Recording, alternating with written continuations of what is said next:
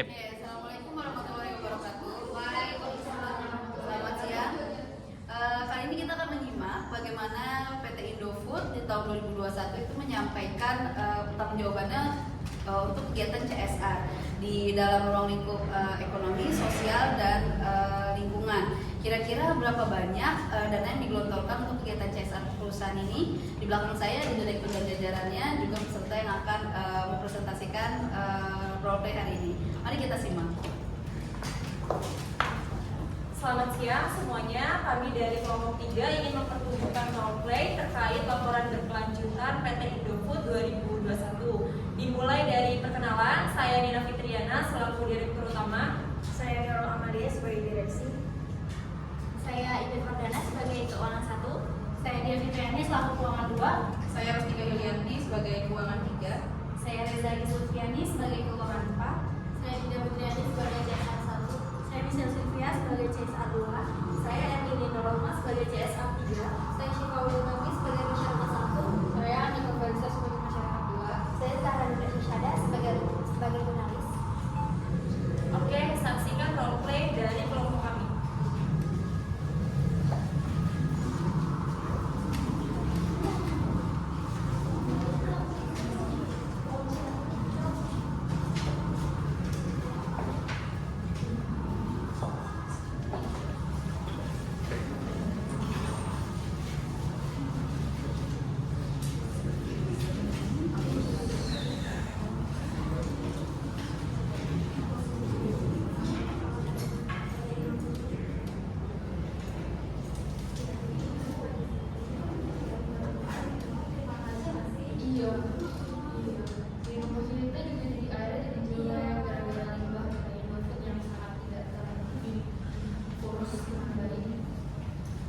Selamat siang pemirsa, bersama saya Zahra Nurul Syada di Unpad.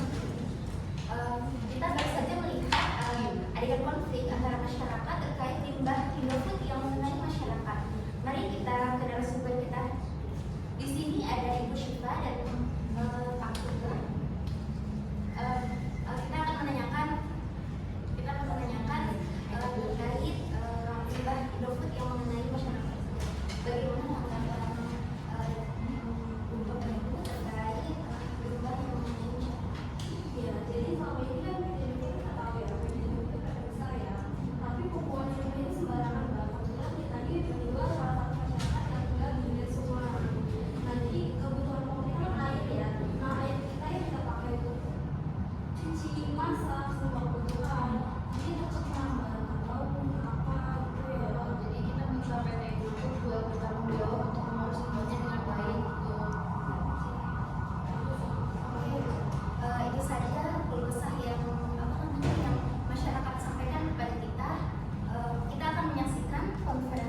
yang diadakan oleh PT Indofood terkait masalah ini. Selamat menyaksikan.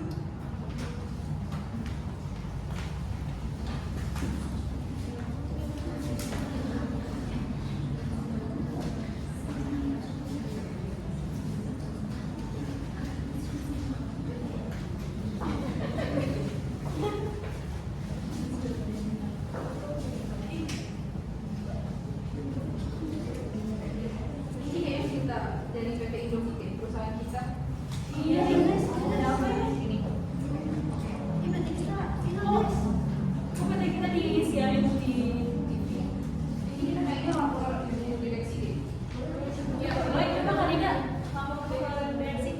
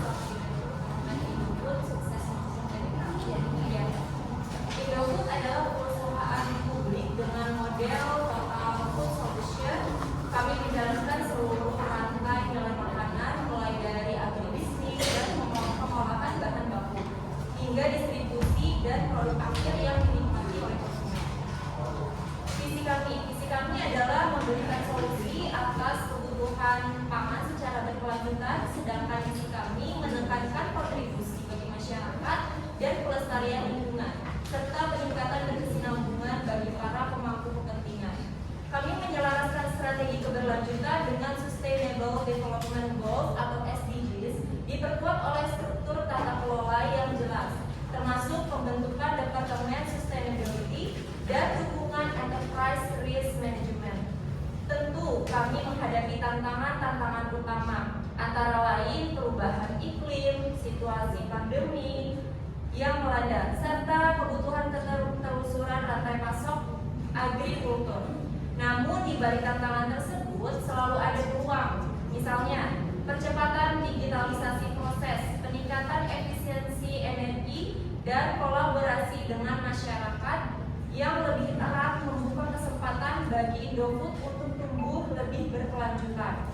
Demikian pengantar dari saya. Selanjutnya saya persilakan rekan dari direksi untuk menjelaskan peran manajemen food chain dalam berkelanjutan perusahaan.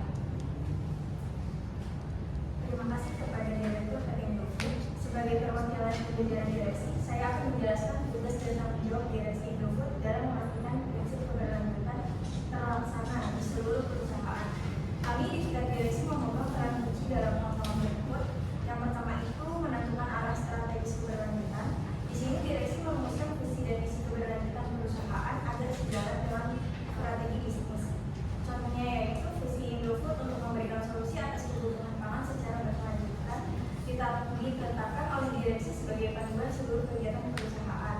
Lalu yang kedua, mengawasi implementasi strategi ESG. Kami memastikan setiap unit usaha menerapkan prinsip environmental, social, governance dalam operasional sehari-hari. Direksi mengintegrasikan kebijakan lingkungan, sosial, dan tata kelola ke dalam prosedur operasional di pabrik dan kantor agar nilai-nilai keberlanjutan benar-benar dijalankan. Lalu yang ketiga, menjaga tata kelola dan etika perusahaan. Direksi bertanggung jawab mengawasi penerapan nilai-nilai perusahaan seperti integritas, saling menghargai, dan profesionalisme. Kami juga memastikan adanya mekanisme pelaporan pelanggaran etika yang efektif, misalnya menyediakan kanal khusus seperti Kode Etik @indofood.co.id untuk melakukan pelanggaran. Lalu kami menetapkan struktur dan akuntabilitas keberlanjutan. Kami membentuk unit atau tim khusus, misalnya Sustainability Department, dan membagi tanggung jawab keberlanjutan secara hierarki dari pusat hingga unit operasional. Indofood memiliki Sustainability Committee yang dipimpin langsung oleh salah satu direktur, didukung oleh tim CSR, terus keuangan, sehingga akuntabilitas jelas terjaga. Yang kelima itu mengidentifikasi risiko dan peluang. Direksi rutin menilai dampak isu global seperti perubahan iklim, krisis pangan, maupun volatilitas rantai pasok terhadap perusahaan. Kemudian menyusun langkah mitigasi. Melihat risiko iklim, kami mendorong inovasi efisiensi energi dan digitalisasi agribisnis agar lebih adaptif menghadapi perubahan. Lalu yang keenam, menjamin kepatuhan terhadap standar. Kami mengharapkan supaya laporan dan praktik keberlanjutan itu memenuhi standar internasional GRI standar. Sehingga setiap tahun kami menerbitkan laporan keberlanjutan Indofood menggunakan GRI option dan melibatkan verifikasi yang ketiga. Lalu yang ketujuh, berkomunikasi dengan pemangku kepentingan. Terakhir, direksi berperan menyampaikan kebijakan, capaian, dan tanggapan atas isu-isu SG kepada stakeholder internal maupun eksternal. Itulah beberapa peran spesifik direksi dalam mendorong agenda keberlanjutan di Indofood. Dapat kami simpulkan bahwa manajemen sangat serius memastikan ESG menjadi bagian tak terpisahkan dari budaya perusahaan. Selanjutnya, kami persilakan tim CSR untuk memaparkan implementasi program-program keberlanjutan di Indofood secara lebih rinci. Terima kasih. Untuk CSR Indofood mencakup berbagai inisiatif pada tiga aspek utama keberlanjutan perusahaan. Kegiatan-kegiatan CSR kami ini terbagi sebagai berikut. Yang pertama, ini ada sosial. Kami menjalankan program Posyandu di 12 provinsi, mengadakan edukasi gizi bagi lebih dari 730.000 ibu dan balita, serta mendanai berbagai riset mahasiswa melalui program Indofood. Kami juga aktif menyalurkan bantuan bencana dan menjalankan program donor darah rutin untuk karyawan dan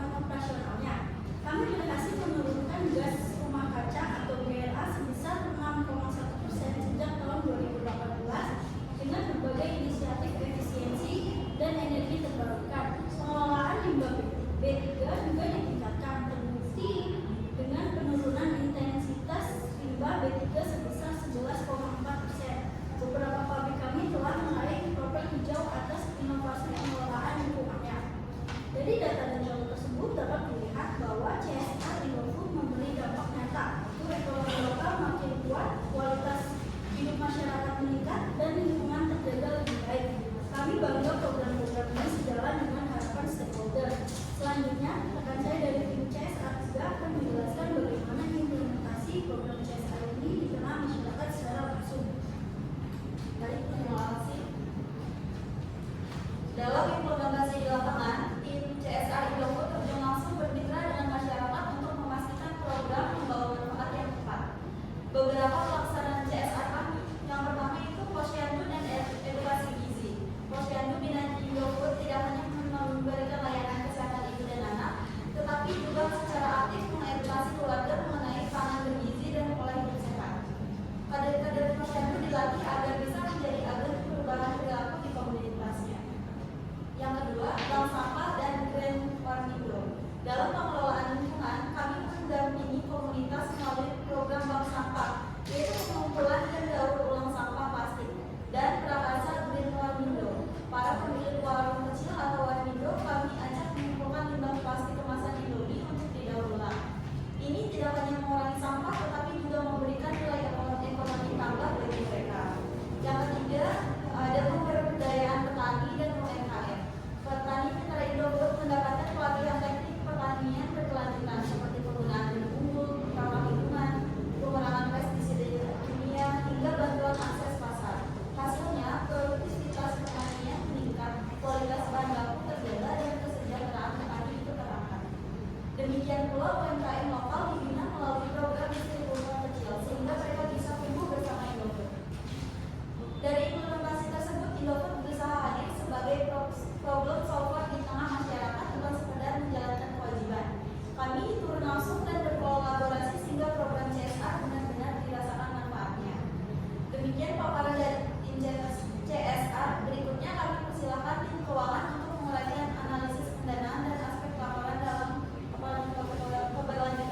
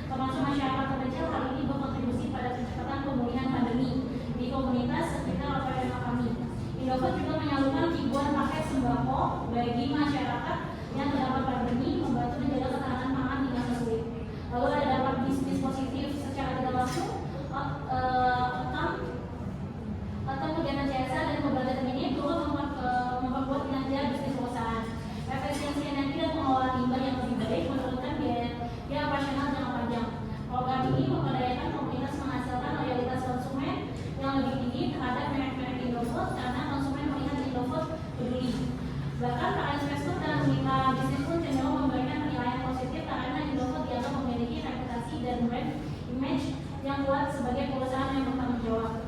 Dapat disimpulkan bahwa dana CSR Indofood ini telah dimanfaatkan secara efektif. Laba yang didistribusikan kepada pemilik entitas induk naik 18% menjadi 7,64 triliun. Terus ada core profit tumbuh 25% mencapai 8,05 triliun. Lalu ada posisi neraca keuangan yang sehat dengan total aset sebesar 179,36 triliun. Total liabilitas 92,72 triliun dan total liabilitas pada 86,3 triliun pada akhir tahun 2021. Jadi pada disimpulkan adalah total anggaran yang dikeluarkan untuk program CSR tahun 2021 adalah sebesar 122,6 miliar. Dapat disimpulkan semuanya telah dilakukan secara efektif. Selanjutnya akan saya akan memaparkan evaluasi terkait kepatuhan laporan ini terhadap standar GRI. Baik, berikutnya dari sisi pelaporan berkelanjutan, kami telah menganalisis penyajian standar GRI di laporan berkelanjutan Indofood tahun 2021. Indofood menyusun laporan sesuai dengan GRI standar pilihan dari core option. Hal ini dinyatakan dalam laporan dan seluruh konten telah diversifikasi. Secara umum, penyajian konten GRI di laporan Indofood sudah cukup lengkap. Setiap topik material dicantumkan beserta kode indeks GRI terkait. Misalnya, ketika membahas strategi perusahaan sudah dicantumkan untuk pernyataan visi misi serta menjelaskan struktur tata kelola perusahaan yang berkelanjutan. Hal ini membantu pembaca memahami bahwa Indofood mengikuti panduan standar dalam pengungkapan setiap aspek. Laporan juga menyebutkan bahwa standar yang digunakan mengacu pada standar GRI edisi yang terbaru. Namun, ada beberapa indikator GRI yang belum diuraikan secara sangat rinci. Tentang proporsi pengeluaran untuk pemasok lokal hanya disebutkan secara umum di laporan tanpa data presentasi yang konkret. Demikian pula indikator seperti keselamatan dan kesehatan kerja disajikan secara relatif, tidak menyebutkan inisiatif dan hanya menyebutkan inisiatif K3 dan pelatihannya, tetapi angka kecelakaan kerja spesifik belum ditampilkan. Kedepannya kami menyarankan kepada perusahaan kami sendiri untuk melengkapi data kuantitatif untuk indikator-indikator tersebut guna meningkatkan transparansi. Selain itu, akan sangat membantu pembaca jika laporan dilengkapi tabel indeks GRI di bagian lampiran yang merangkum nomor standar dan halaman pengungkapannya. Hal ini akan memudahkan pemangku kepentingan menelusuri informasi sesuai dengan standar. Secara keseluruhan, dari sisi kepatuhan standar pelaporan, Indofood sudah berada pada jalur yang benar dengan referensi GRI yang secara konsisten. Berikutnya, karena saya akan membahas konsistensi data dan transparansi lebih lanjut dalam laporan ini. Baik, terima kasih. Saya akan melanjutkan dengan analisis konsistensi data dan transparansi pelaporan Indofood tahun 2021. Dari kacamata akuntabilitas, Indofood menyusun laporan keberlanjutan ini dengan cakupan data yang sangat rinci. Yang beberapa poin pentingnya, yang pertama yaitu periode dan frekuensi pelaporan. Laporan ini mencakup periode 1 Januari hingga 31 Desember tahun 2021. Indofood menerbitkan laporan keberlanjutan setiap tahun dan menggunakan pendekatan GRI Core Option. Yang kedua, cakupan entitas. Cakupan entitas dalam laporan telah dijabarkan dengan transparan. Seluruh anak perusahaan Indofood tercakup, yaitu sebanyak 253 entitas, termasuk 25 entitas koperasi di luar Indonesia. Dengan demikian, laporan ini sudah menyeluruh mencakup grup Indofood, tidak hanya Indofood perusahaan. Yang ketiga, konsistensi data tahun ke tahun. Indofood melaporkan data kinerja keberlanjutan dengan konsisten menggunakan baseline tahun 2018 sebagai acuan. Jadi ketika disebut emisi turun 6,1% sejak 2018, itu konsisten karena setiap tahun perbandingannya menggunakan baseline yang sama, sehingga tren kinerja dapat diikuti dengan jelas. Metodologi perhitungan, ruang input data, hingga asumsi-asumsi juga dijelaskan di bagian metodologi laporan, sehingga pembaca memahami dari mana angka-angka diperoleh. Selanjutnya, transparansi metodologi.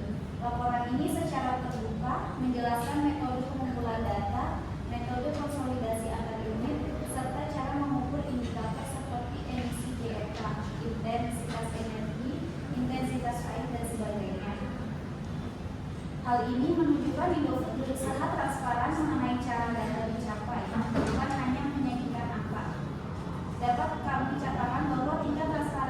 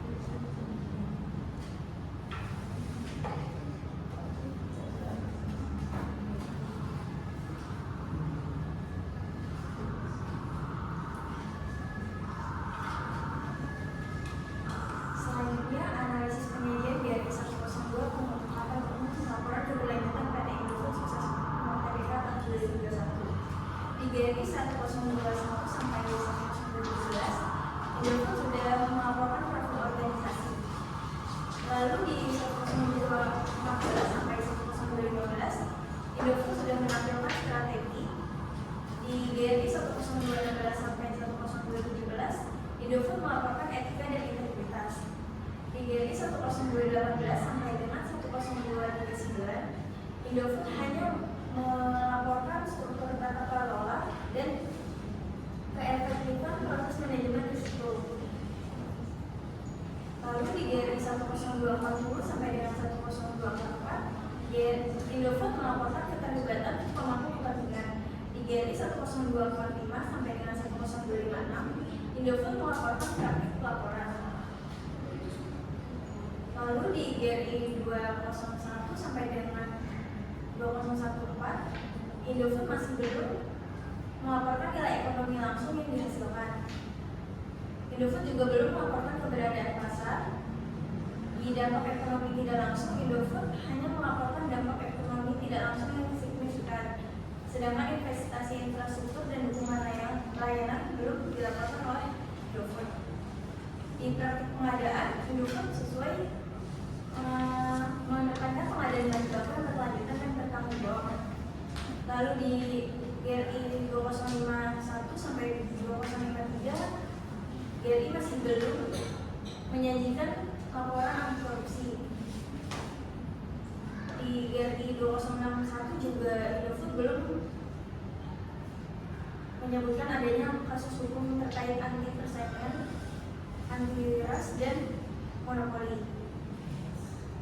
Di GRI 301 sampai 3013, Indofood sudah melaporkan materialnya dan belum melaporkan produk refinement dan material kemasan organisasinya. Untuk di 2021 sampai 2025, Indofood melaporkan konsumsi energi dalam organisasi, intensitas energi, pengurangan konsumsi energi. Lalu di 3031 sampai dengan 3033, Indofood melaporkan pengambilan air berdasarkan sumber air yang secara signifikan dipengaruhi oleh pengambilan air, daur ulang dan penggunaan air kembali. Di GRI 3041 sampai dengan 3044, Indofood belum melaporkan keanekaragaman hayati. Di GRI 3051 sampai dengan 3057, Indofood sudah melaporkan dan menyampaikan data emisi langsung. Di GRI 3061 sampai dengan 3045, Indofood sudah melaporkan terkait air limbah dan limbahnya. Dijelaskan juga pengelolaan B3 dan non-B3 serta pemanfaatan kembali limbah organiknya. Lalu di GRI 3071, Indofood sudah melaporkan dan menyatakan tidak ada denda atau sanksi lingkungan di tahun pelaporan. Di GRI 3081 sampai dengan 3082, Indofood belum melaporkan eksplisit terkait penilaian lingkungan pada rantai pasok. Selanjutnya di GRI 400, di GRI 401 sampai dengan 413, Indofood sudah memaparkan terkait kepegawaian. Di GRI 421, Indofood belum melampirkan hubungan tenaga kerja manajemen. Di GRI 4031 sampai dengan 4010, Indofood sudah memaparkan terkait keselamatan dan kesehatan kerja. Di GRI 4041 sampai dengan 4043, Indofood sudah melaporkan terkait pendidikan dan pelatihan. Di GRI 4051 sampai dengan 4052, Indofood belum melampirkan pekerja yang tercakup dalam sistem manajemen keselamatan dan kesehatan kerja dan belum melampirkan rasio gaji pokok dan remunerasi perempuan dibandingkan laki-laki. Lalu di GRI 4061, Indofood belum melaporkan Indofood tidak ada insiden diskriminasi dan tindakan perbaikan yang dilakukan. Di GRI 4071, Indofood belum melaporkan hak atas kebebasan berserikat dan perundingan kolektif mungkin beresiko. Di GRI 4081, Indofood melaporkan terkait pekerja anak. Di GRI 4091, Indofood melaporkan kerja paksa atau wajib kerja. Di GRI 4101, Indofood tidak melampirkan kebijakan terkait prosedur keamanan dan prosedur HAM. Di GRI 4111, Indofood melaporkan terkait insiden yang melibatkan masyarakat adat. Di GRI 4121 sampai 4123, Indofood sudah melaporkan terkait penilaian HAM. Di GRI 413 sampai dengan 4132, Indofood sudah melaporkan terkait masyarakat lokal. Di GRI 4141 sampai dengan 4144, 3.42, Indofood sudah melaporkan terkait penilaian sosial pemasok. 3.4151, Indofood tidak melaporkan kontribusi politik. 3.4161 sampai dengan 4162, Indofood sudah melaporkan terkait kesehatan dan keselamatan pelanggan. 3.4171, Indofood telah memenuhi persyaratan dalam memberikan informasi penting yang sesuai dengan penilaian BPOM. 3.4172, Indofood tidak terdapat pelaporan insiden ketidakpatuhan terkait informasi dan pelabelan produk dan jasa. 3.4173, tidak terdapat pelaporan insiden ketidakpatuhan terkait komunikasi pemasaran. Lalu di 3.4181, tidak terdapat pelaporan pengaduan yang berdasarkan mengenai pelanggaran terhadap privasi pelanggaran dan hilangnya data pelanggan. Dan terakhir di 3.4191, tidak terdapat pelaporan ketidakpatuhan terhadap undang-undang dan peraturan di bidang sosial dan ekonomi.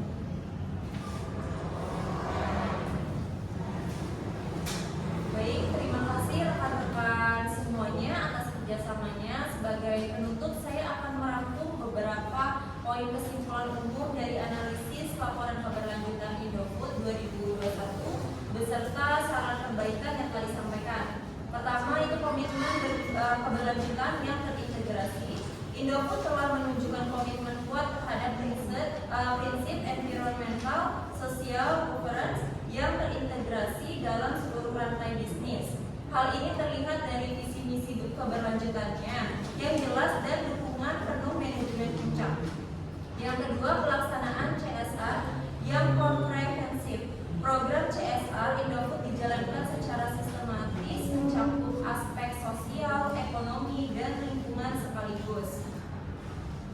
Kemudian yang ketiga, pelaporan yang transparan dan terverifikasi. Laporan keberlanjutan Indofood 2021 disusun mengacu pada GRI standar dan telah diverifikasi oleh auditor independen.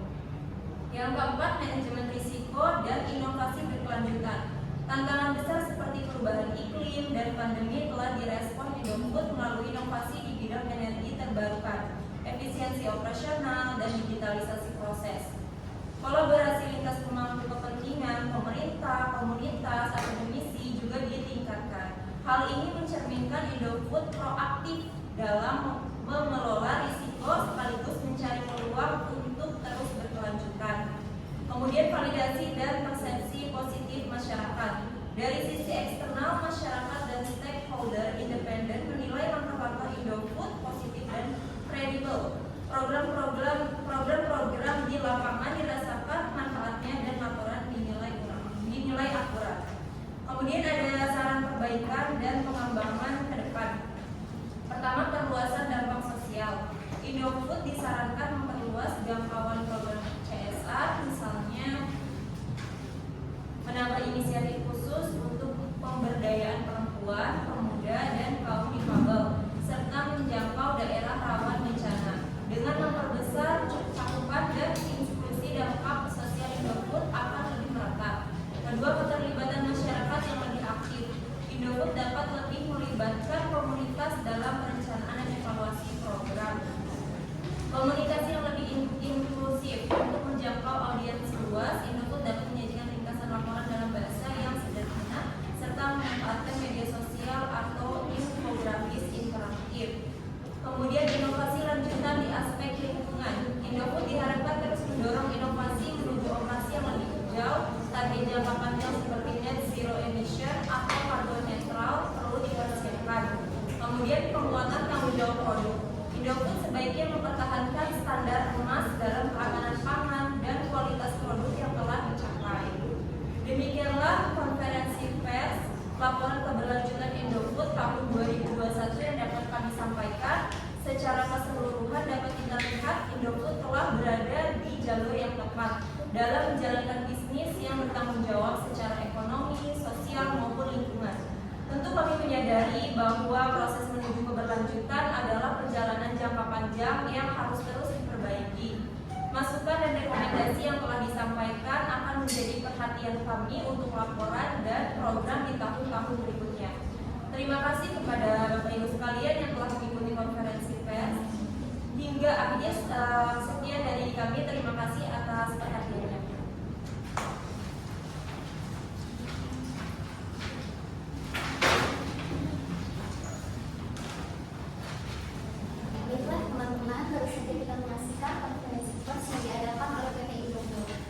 Selanjutnya kita akan mendengarkan tanggapan dari pihak masyarakat terkait isu tersebut.